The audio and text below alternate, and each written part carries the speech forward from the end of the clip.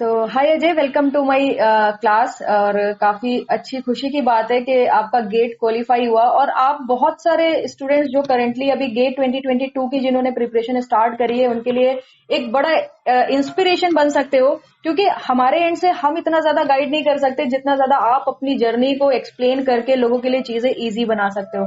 तो सबसे पहले तो मैं जानना चाहूंगी कि लाइक आपकी रैंक क्या है और कितने मार्क्स आए आपके और गेट स्कोर आपका कितना बना। First of all thank you ma'am for your wishes.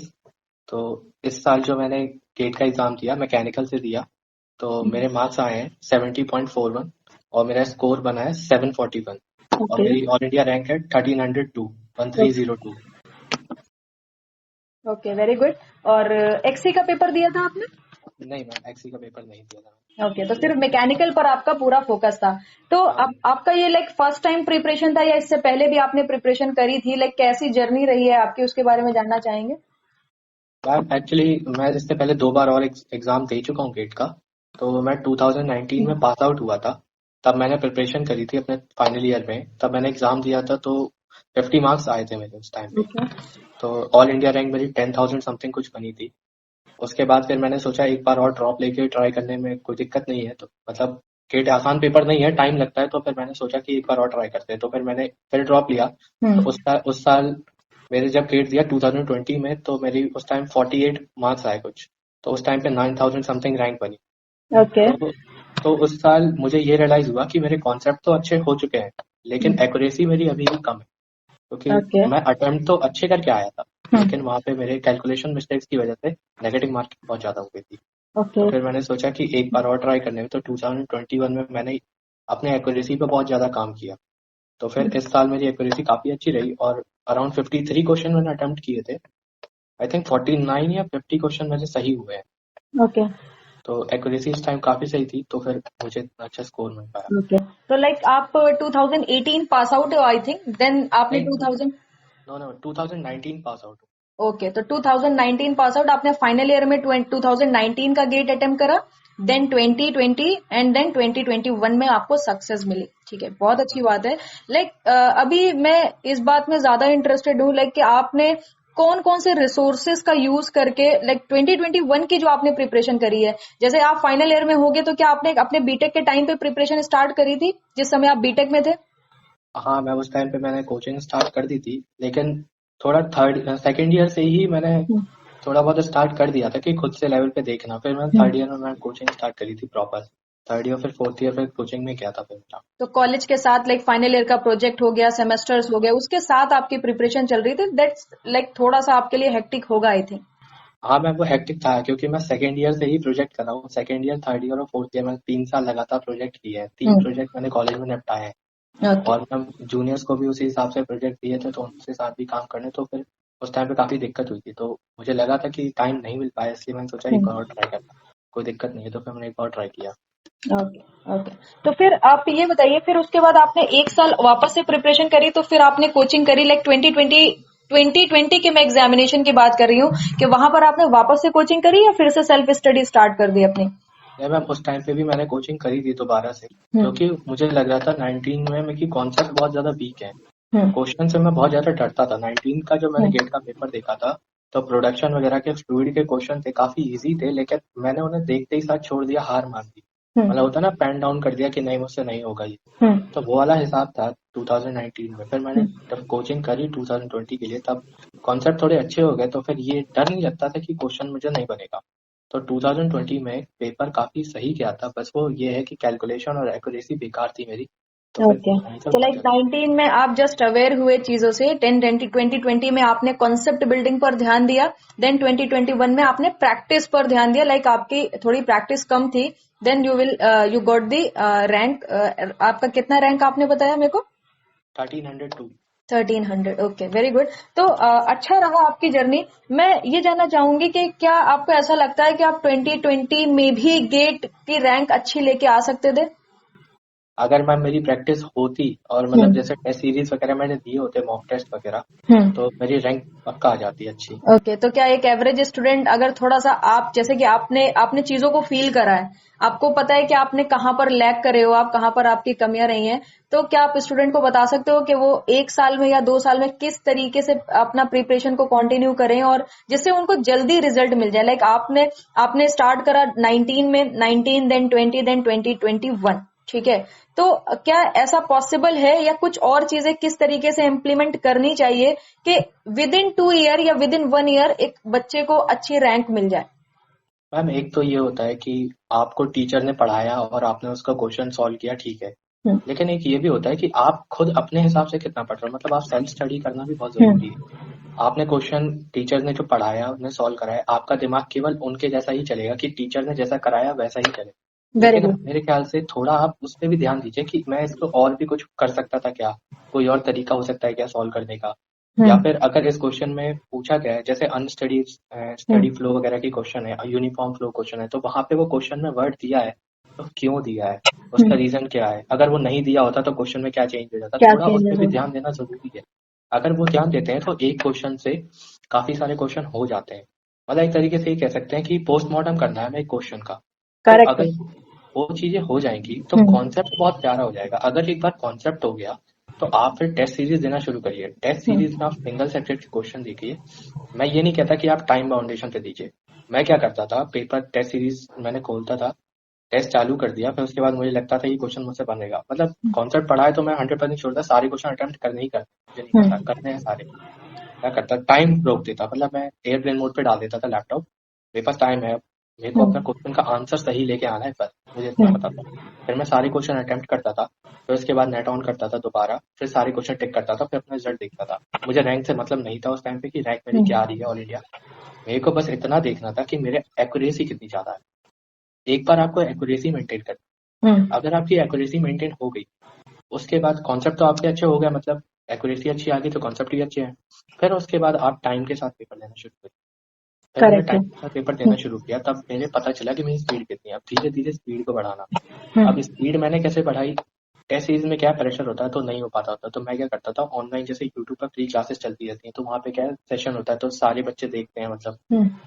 100 200 300 जितने बच्चे हैं सब ट्राई करते हैं क्वेश्चन, तो उस टाइम पे मैं उनके साथ वहाँ बैठ के क्वेश्चन सॉल्व करता था। हम्म। तो क्या है, मुझे ओके, तो देखना आपने था। एक्यूरेसी पे ज्यादा ध्यान दिया और इसी के साथ साथ आपने टेस्ट के एनालिसिस पर ज्यादा ध्यान दिया रादर देन कि मेरी रैंक कितनी बन रही है और क्या मेरे मार्क्स आ रहे हैं। हाँ मैम, तो टेस्ट बहुत ज्यादा जरूरी है। बहुत मैंने ज्यादा बहुत जरूरी है। बहुत ज्यादा टेस्ट नहीं दिए, मतलब मैंने हम्म। 80 में से 30 के आसपास ही टेस्ट दिए हैं, बहुत ज्यादा नहीं दिए हैं। ओके। लेकिन मैंने एनालिसिस बहुत ज्यादा किया कि वो क्वेश्चन पूछ क्या रहा है और मेरी गलती कहाँ हो रही है। हम्म। तो ये बहुत आप जरूरी है। आपने कौन कौन से लाइक क्वेश्चंस लगाए? जैसे बहुत सारे स्टूडेंट स्टैंडर्ड बुक्स के क्वेश्चंस लगाते हैं, वर्कबुक के क्वेश्चन सॉल्व करते हैं, गेट प्रीवियस ईयर। तो आपने जब 2020 में प्रैक्टिस स्टार्ट करी थी तो कौन कौन से क्वेश्चंस को प्रेफर करा आपने सॉल्व करने के लिए? मैम ऐसा तो कोई प्रेफरेंस, मतलब प्रीवियस ईयर क्वेश्चन पे मैं ज्यादा ध्यान देता था। ओके। तो और प्रीवियस ईयर क्वेश्चन आपके अकॉर्डिंग मस्ट है, लाइक कितने नंबर ऑफ टाइम सॉल्व करना चाहिए एक एवरेज स्टूडेंट्स को, अगर अगर उनको गेट में अच्छी रैंक चाहिए?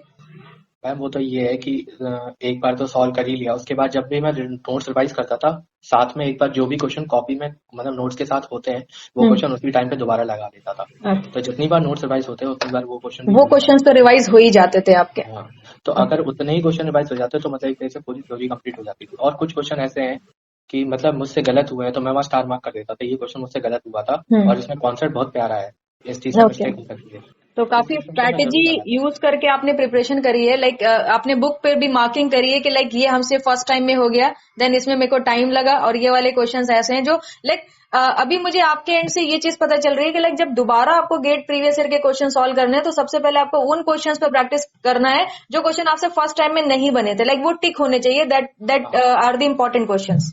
Yes ma'am. मैम ओके, कुछ बहुत। होते हैं ट्रिकी क्वेश्चन होते हैं, हम्म। उन पर ध्यान देना जरूरी है, क्योंकि अब एक गलती वो हम घर पे कर सकते हैं, वहाँ एग्जामिनेशन सेंटर में हम वो गलती नहीं कर सकते। वो गलती नहीं करना है, करेक्ट है, बिल्कुल सही बात है आपकी। और मैं ये जानना चाहूंगी, लाइक बहुत सारे स्टूडेंट ऐसे होते हैं जिनको ऐसा फील होता है कि हम सिर्फ फॉर्मूला बुक से प्रिपरेशन कर सकते हैं गेट की, या फिर डायरेक्टली क्वेश्चन लगा के गेट की प्रिपरेशन करी जाती है। तो क्या आपके एक्सपीरियंस से आपको ऐसा लगता है कि फॉर्मूला बुक और गेट के क्वेश्चंस डायरेक्टली सॉल्व करने से गेट का एग्जाम निकल जाएगा? नहीं, मुझे ऐसा तो नहीं लगता। एक बार को मैं मान लेता हूँ, चलिए ठीक है, हम्म। गेट का पेपर निकल भी गया। हम्म। लेकिन अगर फॉर्मूला बेस से आप अगर कहीं जॉब लोगे तो आपको लगेगा कि यार मैं फॉर्मूला पढ़ के उतनी अच्छी जॉब पे काम कर सकता हूँ। हम्म। क्योंकि एक इंजीनियर की जॉब ऐसी होती है कि वहां पे लाखों लोग, करोड़ों लोग उस पर निर्भर होते हैं। आप कोई चीज बनाओगे, अगर वो गलत बन गई, हम्म। कितने लोगों की लाइफ हार्म हो सकती है। तो मुझे नहीं लगता कि आपको फॉर्मूला पढ़ के केवल पेपर देना चाहिए। एक अच्छी रैंक लाना भी आई थिंक मुश्किल होगा अगर बच्चे सिर्फ फॉर्मूला पर वर्क कर रहे हैं। इट मीन्स यानी deep conceptual knowledge is very important for GATE examination. हाँ, वो तो है, कॉन्सेप्ट बहुत ज्यादा जरूरी है। हम्म। तो आपको पूरा एक साल लग गया कंसेप्ट बिल्डिंग में। तो आपने लाइक रिसोर्सेज क्या यूज करे 2020 में जो आपने स्टडी करी और जो आपने क्वेश्चन सॉल्व करे, तो उसमें जो थ्योरी का पोर्शन था वो आप कैसे कवर करते थे? लाइक आप फ्री स्टडी मटेरियल यूज करते थे, जैसे यूट्यूब पर आप आजकल आप जानते हो कि बहुत सारा फ्री कंटेंट अवेलेबल है, तो हाँ उसको आपने किस तरीके से यूटिलाइज करा अपनी लाइक जो सेल्फ स्टडी की जर्नी थी उसमें? मैम, अगर मुझे कुछ डाउट आता था तो मेनली तो मैं एनपीटीईएल के लेक्चर देखता था। ओके। वहां से अगर समझ में आ गया तो ठीक है। हम्म। अगर वो लगता था कि कुछ ज्यादा हाई लेवल चला गया, नहीं समझ में आया, तो हम्म। फिर मैं और अनअकैडमी, ग्रेड अप वगैरह इनके लेक्चर देखता था। ओके। अगर वहां पे भी मुझे वो पार्ट नहीं मिलता है तो फिर जो वैसे मतलब और भी यूट्यूब वगैरह है जो थोड़े लोकल टाइप, उनके लेक्चर देखता था, तो वहां से भी मुझे मिल जाता। वहां कभी से मतलब, क्लैरिटी मिल जाती थी। हाँ, अगर वहां पे भी नहीं मिलता तो फिर गूगल पे जाके देखना पड़ता है। वहां पे ओके। टेक्स्ट पढ़ने पड़ते हैं या हम्म। गूगल ई बुक्स में जाना पड़ता था। आर्टिकल्स बहुत सारे वहां पर सीनियर फैकल्टीज हैं जो अपने आर्टिकल्स लिखते हैं, तो वहां से आपको क्लैरिटी मिल जाती होगी आई थिंक थोड़ी हाँ बहुत।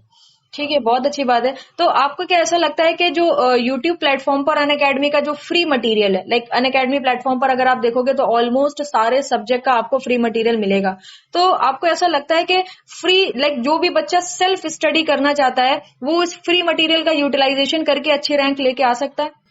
हाँ मैम, लेके आ सकता है। बस बिल्कुल। एक शर्त ये है हम्म। कि आपको किसी एक चीज से ही स्टिक करके रहना पड़ेगा। ऐसा नहीं है कि आप पहले अनअकैडमी देख रहे हो, फिर ग्रेड अप पे चले गए, फिर मेडिसी पे चले गए। ओके। ऐसा नहीं है। हाँ, किसी ये एक आपने चीज के बहुत साथ। इंपॉर्टेंट बात कही कि अगर कोई भी सब्जेक्ट आप पढ़ रहे हो तो उस सब्जेक्ट के रिगार्डिंग जो फैकल्टी है उसके साथ स्टिक रहो और साथ में भरोसा करो कि ये कंटेंट हमारे लिए अच्छा है। लेकिन अगर आप स्कैटर्ड फॉर्म में स्टडी करोगे देन आपको कुछ भी नहीं मिलने वाला है। कुछ भी नहीं पता चलेगा उसमें। ओके। ओके। तो आपने क्या जब गेट का एग्जाम हो रहा था तो ऑलमोस्ट सारा सिलेबस कंप्लीट कर लिया था, ये कुछ पोर्शन आपसे मिस हो गया था? नहीं मैम, मैंने सारा नहीं किया है। इंडस्ट्रियल इंजीनियरिंग मुझे समझ में नहीं आती थी ज्यादा, ओके। तो मेजर पार्ट मैंने उसका छोड़ दिया था। हम्म। क्योंकि उससे इंडस्ट्रियल इंजीनियरिंग से एक या दो क्वेश्चन आते थे मेरे ख्याल, हम्म। नहीं आते, ज्यादा नहीं आते।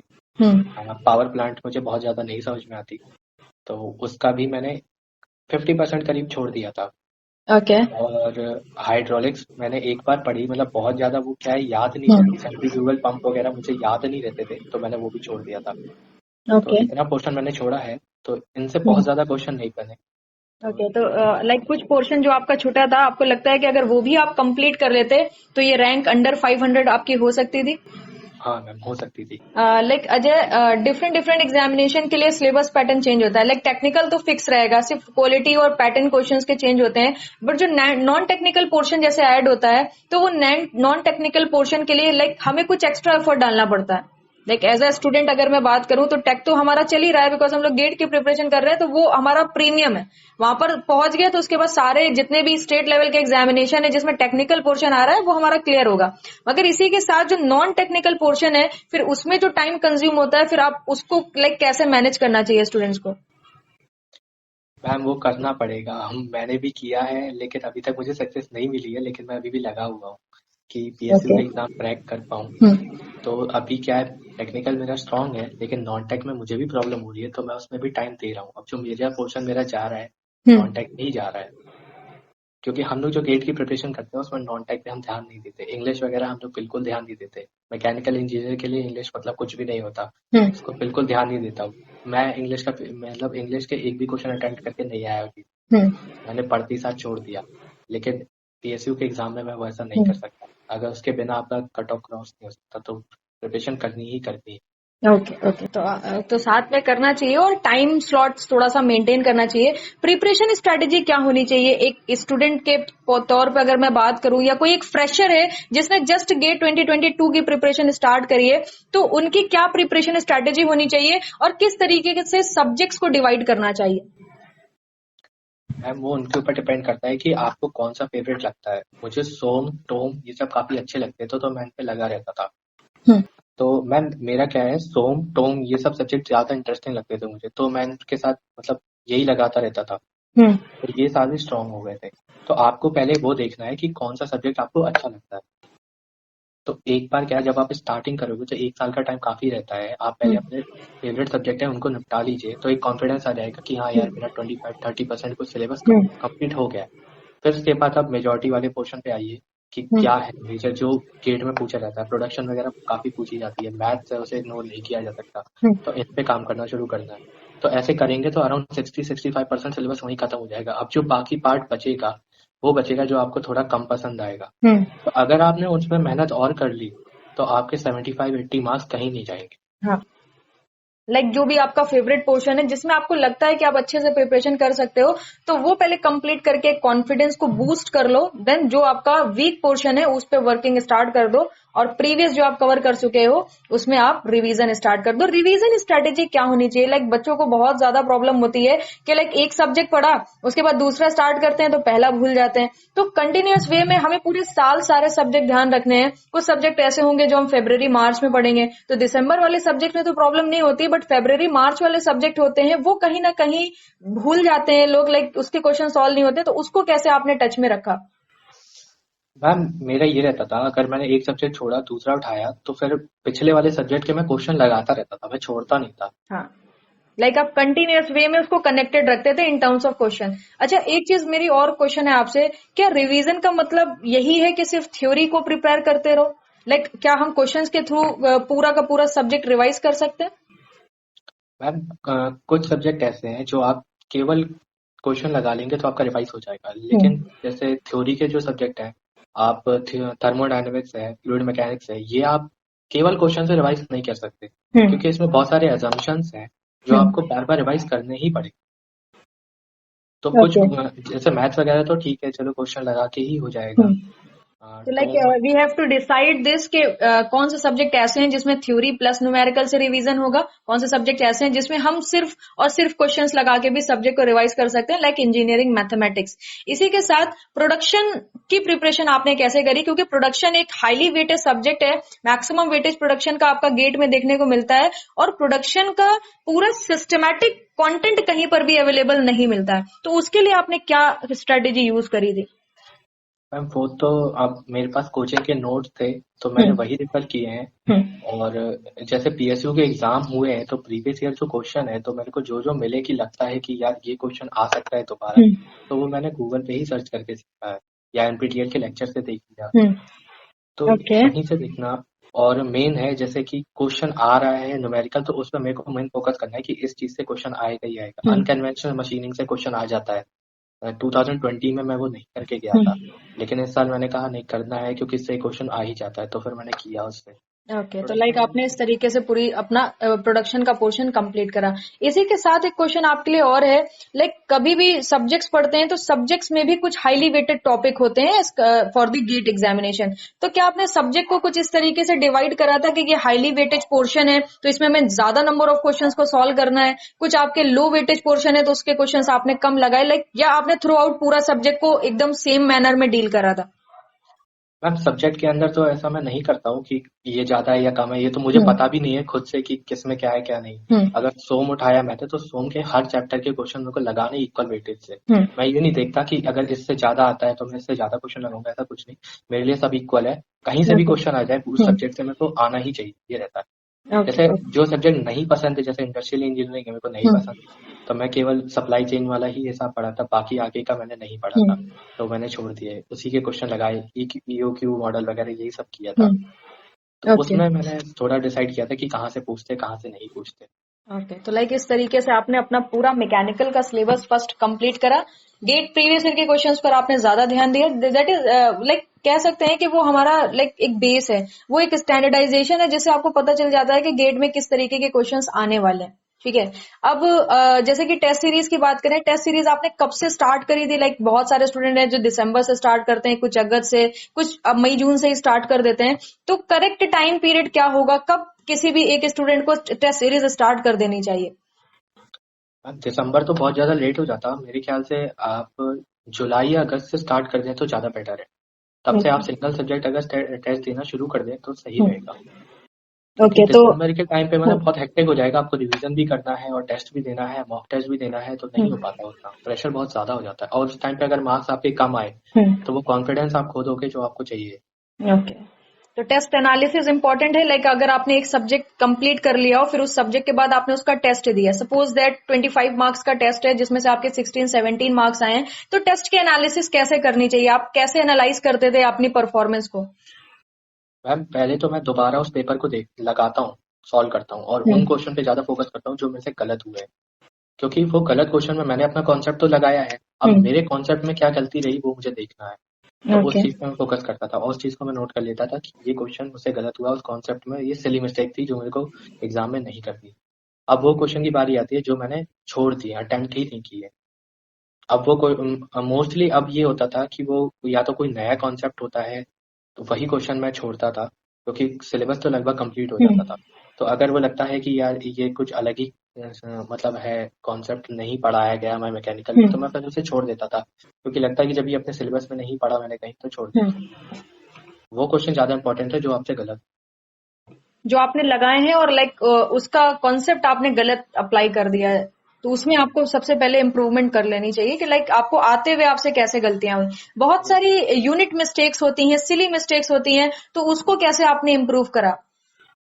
मैम एक तरीके से मैंने एक डायरी बनाई, उसमें मैंने प्रॉपर लिखा है 4-5 पॉइंट कि ये 4-5 चीजें मुझसे गलत नहीं होनी चाहिए। जैसे कि लास्ट में क्या होता है, सॉल्व करते करते कहीं कहीं सॉल्यूशन में वो मतलब होता है ना, स्पेस कम हो गया तो वहाँ डिवाइड बाय 2 था, वो डिवाइड बाय 2 छूट गया, आंसर मेरा दुगना आ गया, मैंने लिख दिया वहां पे। तो एनईटी वाले क्वेश्चन में ये बहुत मिस्टेक्स होते हैं, तो ये सब चीजें ज्यादा ध्यान देनी है। यूनिट्स पे ध्यान देना है।